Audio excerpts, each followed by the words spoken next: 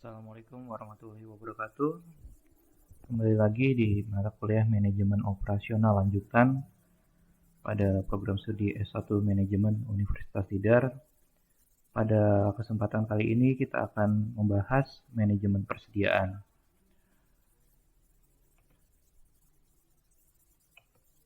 Nah, di sini agenda kita yang pertama adalah pengertian apa itu manajemen persediaan sebenarnya, kemudian yang kedua adalah fungsi.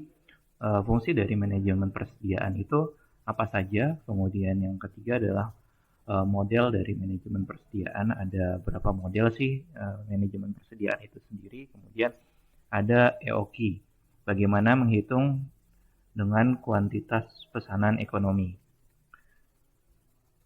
Langsung masuk ke materi yang pertama, yaitu pengertian. Menurut Ristono 2009, inventory atau persediaan adalah suatu teknik untuk manajemen material yang berkaitan dengan persediaan. Di sini saya kutip dari Ristono, manajemen persediaan diterbitkan di Yogyakarta oleh Graha Ilmu.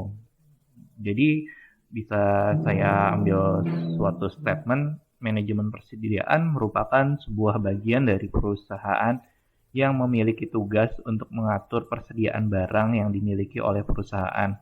Hal-hal seperti cara memperoleh persediaan, penyimpanan, hingga persediaan itu dapat dimanfaatkan. Nah, mungkin teman-teman di sini pernah kedatangan tamu, yaitu teman-teman yang berkunjung lebih dari 10 orang misalkan. Nah, di situ kita mau buatkan teh manis ataupun sirup. Nah, pada saat mau membuat teh manis ternyata tehnya kurang, maka persediaan di rumah itu tidak mencukupi untuk kebutuhan tamu kita yang jumlahnya misalkan tadi 10 orang. Jadi kita harus beli. Nah, coba bayangkan ketika dalam kapasitas yang besar. Jika di dalam kapasitas rumah tangga saja ketika datang permintaan 10 saja sudah kekurangan, bagaimana pada kondisi industri yang permintaannya mungkin bisa sangat banyak. Nah, di situ kita mulai berpikir bagaimana persediaan itu menjadi hal yang pokok atau hal yang penting dalam sebuah proses produksi. Jadi, persediaan ini adalah kita menjaga bagaimana proses produksi bisa berjalan secara terus-menerus. Nah, persediaan ini tidak boleh terlalu banyak maupun tidak boleh terlalu sedikit. Apa sih dampak dari terlalu banyaknya persediaan? Yaitu modal yang mandek atau dengan adanya banyak persediaan di gudang, maka butuh biaya ataupun modal dalam pengadaannya. Dan itu juga termasuk biaya untuk penyimpanannya. Harus disimpan seperti apa sih barang-barang yang sudah kita beli. Kemudian jika terlalu sedikit bagaimana? Nah, sebagai contoh, teman-teman pernah datang ke toko sepatu. Di toko sepatu itu banyak sekali pilihan model, warna, dan ukuran. Nah, pilihan model, warna, dan ukuran. Jadi, kalau terlalu sedikit, pas konsumen datang menanyakan model A misalkan, dengan ukuran 42 misalkan, warnanya merah. Nah, tidak ada, maka kehilangan sales untuk penjualan produk tersebut. Nah, jika terlalu banyak untuk persediaan sepatu juga berarti butuh ruang yang cukup besar, kemudian biaya perawatan ataupun penyimpanan yang cukup besar juga. Jadi di sini kita perlu menggarisbawahi di mana biaya penyimpanan itu harus sama dengan biaya pengadaan. Di mana sih titik temu biaya penyimpanan dengan biaya pengadaan? Nah, di situ kita bisa menyimpan berapa banyak, kita bisa ketahui, kemudian pengadaannya kita bisa ketahui berapa banyak kita harus mengadakannya. Nah, lanjut ke slide selanjutnya, yaitu fungsi manajemen persediaan. Nah, yang pertama adalah menyediakan barang untuk mengantisipasi permintaan konsumen. Seperti contoh tadi, permintaan sepatu merah dengan ukuran 42. Kemudian di sini ada untuk untuk berjaga-jaga dari inflasi dan kenaikan harga.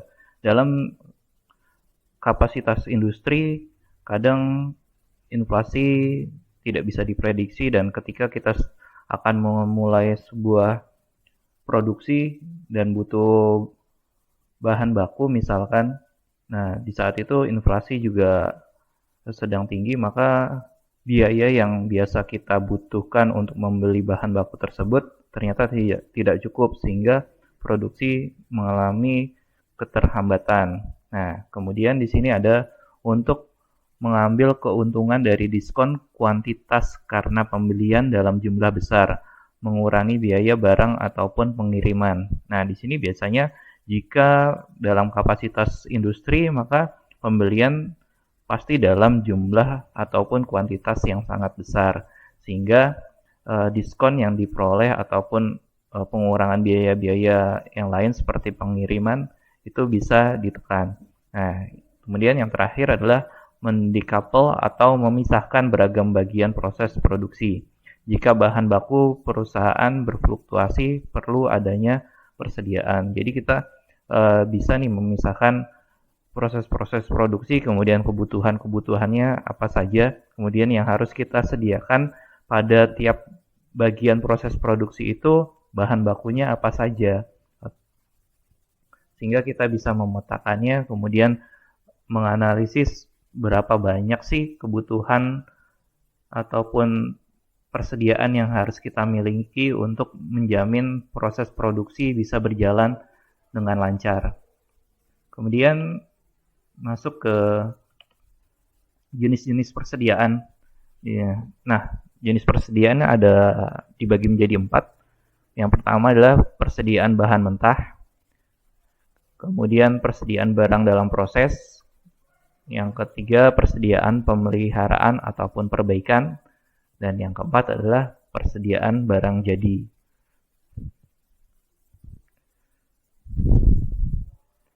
Selanjutnya ada model persediaan. Nah, di sini ada permintaan bebas versus permintaan terikat. Apa sih itu permintaan bebas dan apa sih permintaan terikat? Nah, permintaan bebas saya ambil contoh, misalkan kalian mau beli mesin cuci, kemudian mau beli kipas angin. Boleh beli mesin cucinya 2 atau kipas anginnya 1, atau mesin cucinya 1, kipas anginnya 2, itu kan bebas.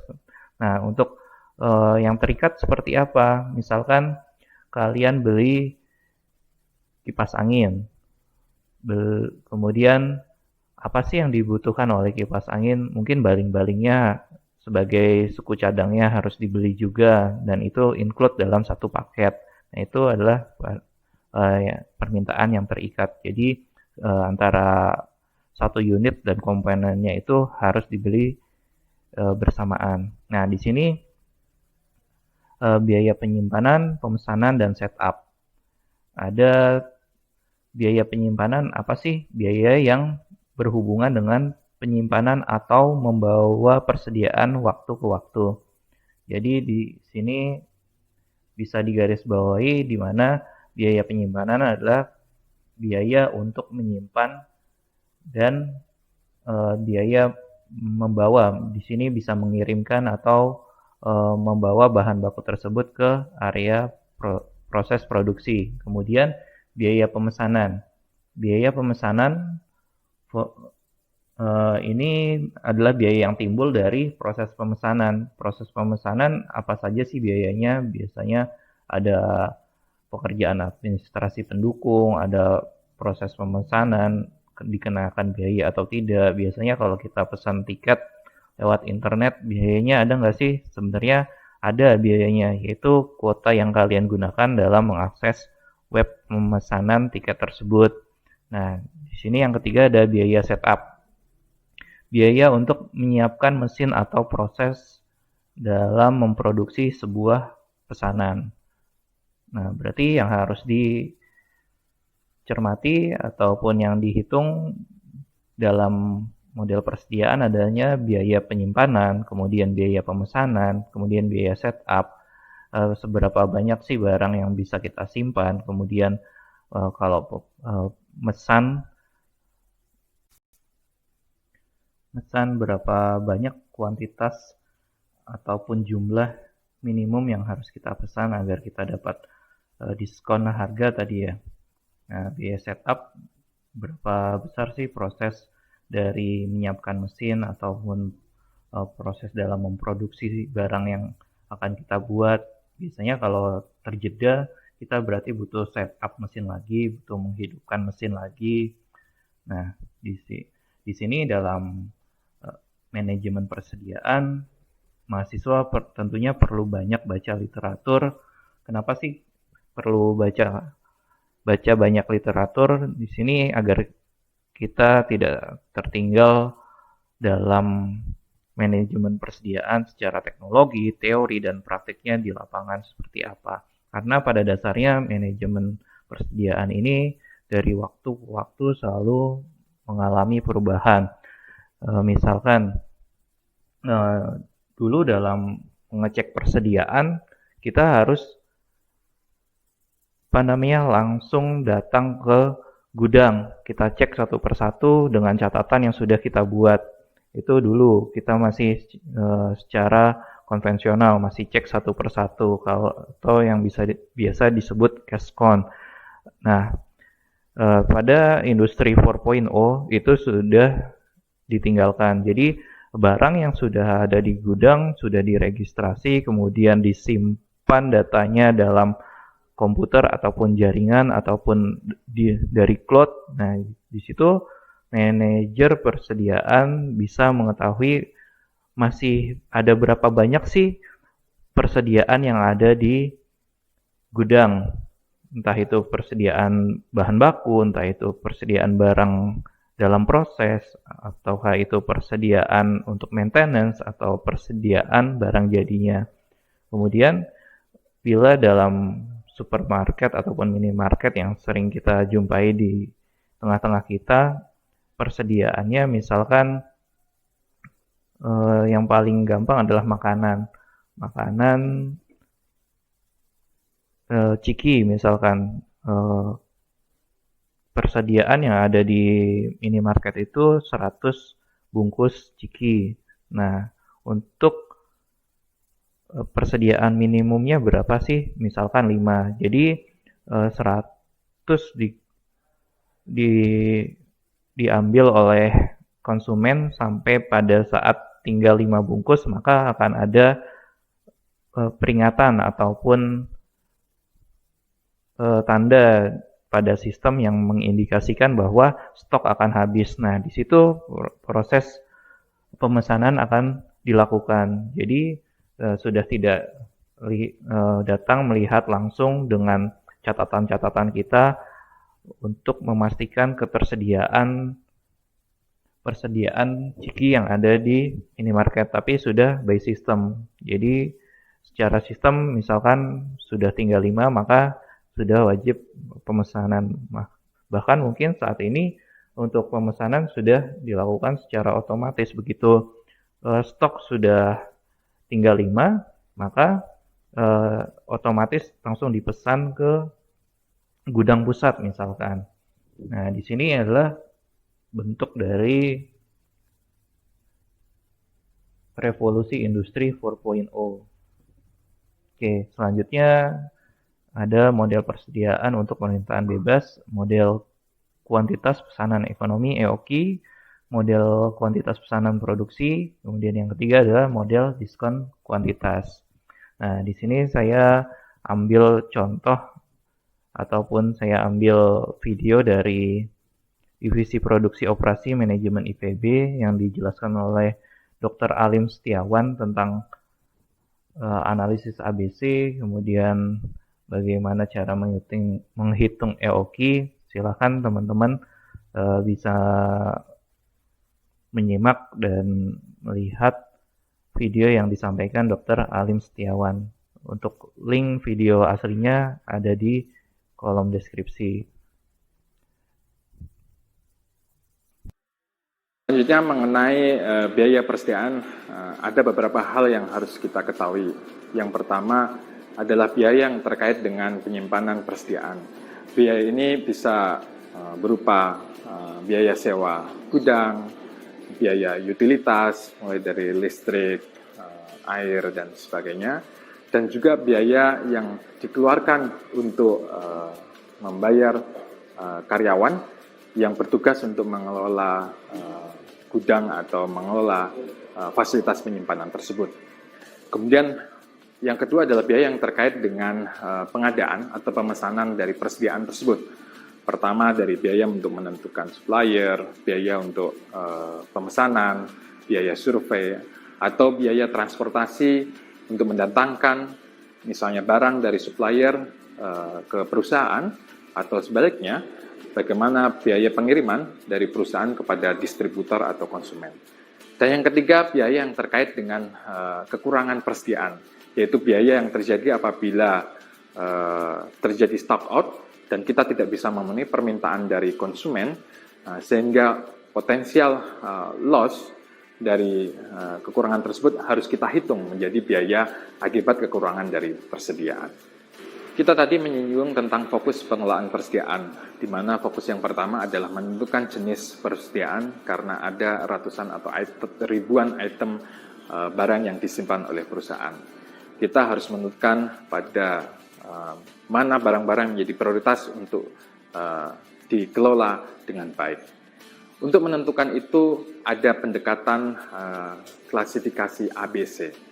Metode ini adalah untuk memilah item barang yang disimpan menjadi klasifikasi A, klasifikasi B, dan klasifikasi C. Klasifikasi A adalah klasifikasi di mana jumlah itemnya tidak lebih dari 15%, tapi 15% item itu mempunyai value atau mempunyai nilai antara 70 sampai 80% dari total nilai item yang disimpan oleh perusahaan. Sementara yang tergolong dalam klasifikasi B adalah jumlahnya tidak lebih dari 30% dari total item yang disimpan oleh perusahaan, tetapi value-nya maksimal adalah 15% dari total value dari seluruh item yang disimpan oleh perusahaan tersebut. Sementara klasifikasi yang terakhir adalah klasifikasi C.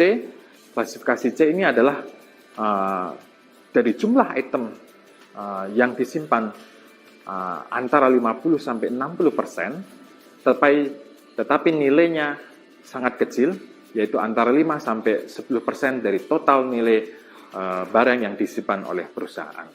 Sehingga dengan demikian pengelolaan persediaan umumnya difokuskan pada item-item yang termasuk di dalam klasifikasi A. Untuk menentukan seberapa banyak jumlah barang yang dipesan dan kapan barang tersebut dipesan, ada beberapa pendekatan. Yang pertama adalah model Economic Order Quantity atau EOQ, yang kedua adalah Production Order Quantity atau POQ, dan yang ketiga adalah Quantity Discount Model. Kita akan fokus pada metode yang pertama, yaitu Basic Economic Order Quantity. Basic Economic Order Quantity Model ini memiliki beberapa asumsi yang penting. Yang pertama adalah permintaan tersebut harus diketahui, bersifat konstan dan independen. Kemudian yang kedua, lead time juga harus diketahui dan bersifat konstan. Yang ketiga, penerimaan barang tersebut bersifat instan dan komplit pada setiap kali pengiriman. Kemudian quantity discount tidak dimungkinkan dalam hal ini. Hanya variabel biaya pemesanan dan penyimpanan yang menjadi dasar untuk menentukan jumlah atau kuantitas dari pemesanan. Dan dalam hal ini juga stock out itu dihindari. Ini adalah beberapa asumsi dalam model EOQ. Ini adalah grafik tentang penggunaan persediaan dalam kurun waktu tertentu yang menjadi dasar model Economic Order Quantity. Kita bisa lihat pada grafik jika key itu menunjukkan adalah maksimum inventory level. Kemudian dalam waktu tertentu persediaan tersebut digunakan hingga mencapai pada minimum inventory level tertentu, dan selanjutnya ketika persediaan diterima kembali, maka akan bertambah sejumlah queue, dan nanti kemudian secara bertahap barang tersebut digunakan mencapai pada level minimum inventory tertentu, dan selanjutnya hal itu akan terus-menerus berjalan. Sehingga kita bisa menentukan kemudian rata-rata permintaan di tangan adalah Q atau maximum inventory level tersebut dibagi menjadi 2. Selanjutnya kita dapat melihat grafik bagaimana antara biaya pemesanan dan biaya persediaan. Pada grafik ini titik yang optimal yang bisa dicapai adalah titik di mana biaya yang minimal itu bisa didapat. Titik tersebut terjadi apabila terjadi perpotongan antara kurva biaya penyimpanan dan kurva biaya persediaan.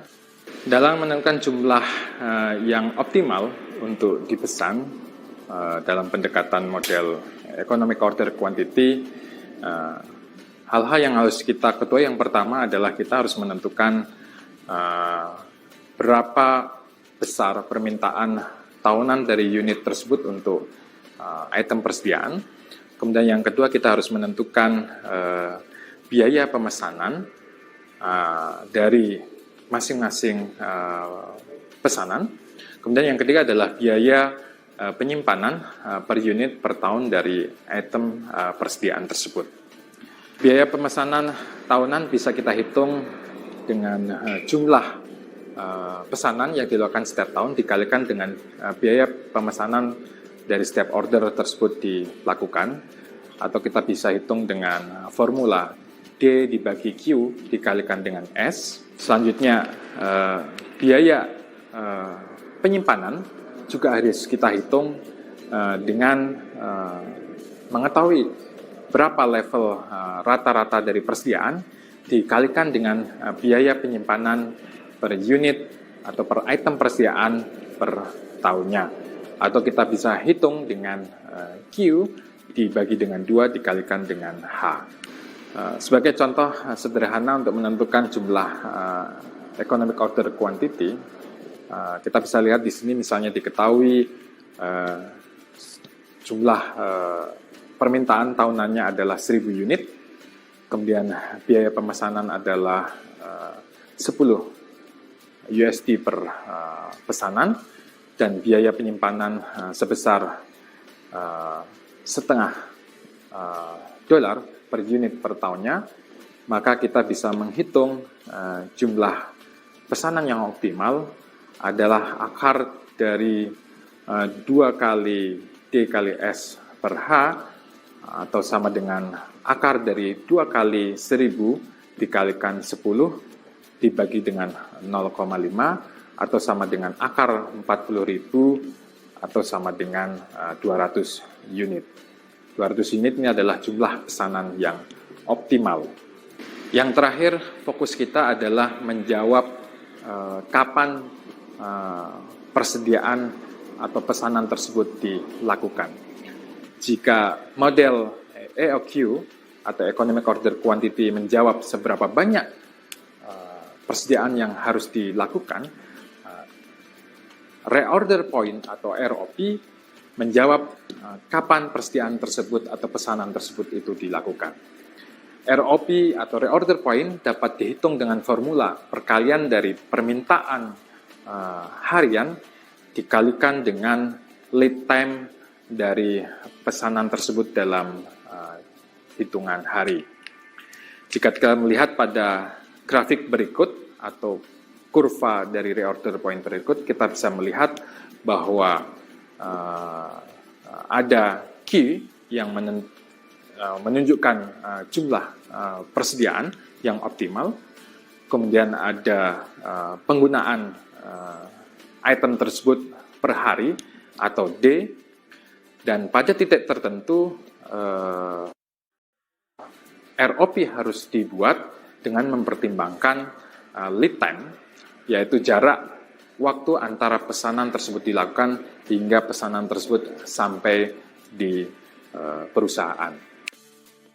Kita bisa mengambil contoh untuk menentukan ROP ini, semisal ada permintaan tahunan sebesar 8.000 unit per tahun dengan 250 hari kerja per tahun, maka kita bisa menghitung permintaan harian dengan membagi 8.000 dibagi dengan 250, sehingga kita bisa